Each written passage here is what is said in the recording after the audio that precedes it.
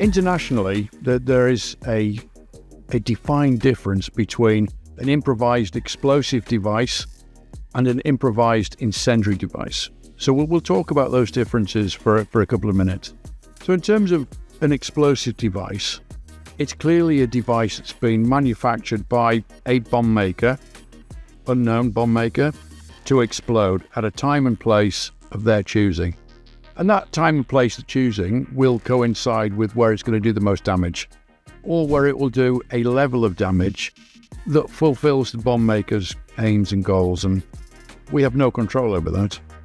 We have no control over their motives, their intentions, and we have no control over their capability to procure the components to build an explosive device. Same with an IID. An IID, as it sounds, a device that's constructed by a bomb maker so that it ignites and catches fire at a time and place of the bomb maker's choosing. Same thing follows. So if we follow that thread through, historically, there have been incendiary attacks against aviation.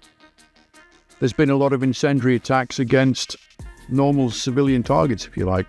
The IRA were masters of the incendiary device in the 70s, 80s and 90s.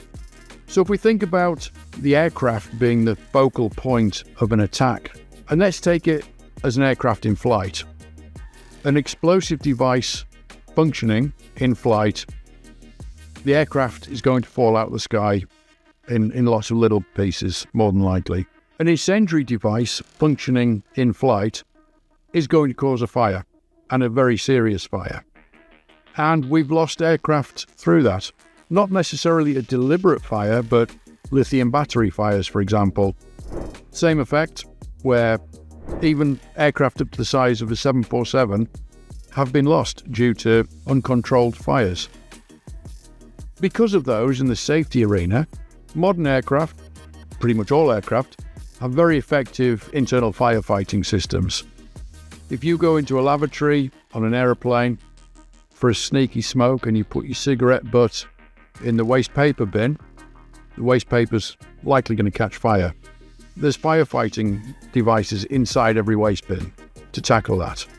The cabin crew have access to an extensive range of firefighting equipment. The holds have automatic firefighting equipment, and it is going to be an emergency, don't get me wrong. The flight crew are going to put the aircraft into an emergency descent, and they're going to be fighting the fire all the way, but they're landing as soon as they possibly can. In terms of risk and risk management, fire is deemed as not as dangerous as an explosion. But recently, IIDs have been inserted into the air cargo system by a state actor.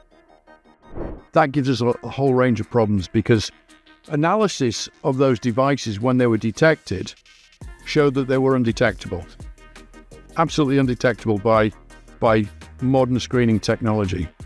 So because the technology isn't in place to combat these devices, we have to come up with procedural protective measures, which pretty much every state in the world has done.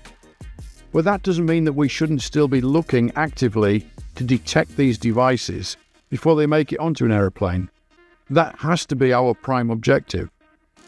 So all of our RACA screeners, all of our regulated air cargo agents, should be actively looking for the recognition features of an IID as well as an IED. And I go back to my original statement is we have no control over the construction of either device. It will look like what the bomb maker wants it to look like. It could be a printer cartridge.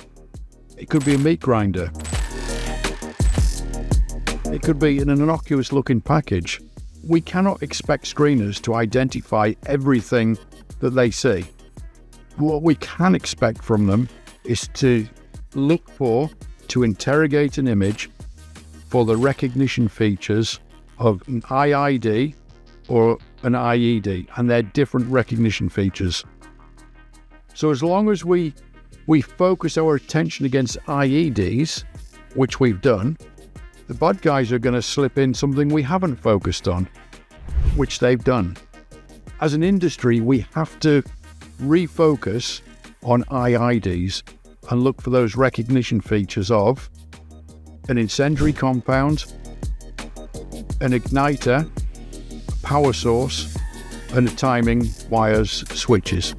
Those are the historic 4 components or 4 recognition features. So instead of concentrating on screeners looking for a bomb or an incendiary device, we need to refocus, train them and test them at looking for the recognition features of either of those types of threat. We have to be proactive, and the only way we can do that is by having managers that understand the threat, understand the regulation, understand their role in implementing the regulation, but most importantly, understanding their role in protecting the travelling public.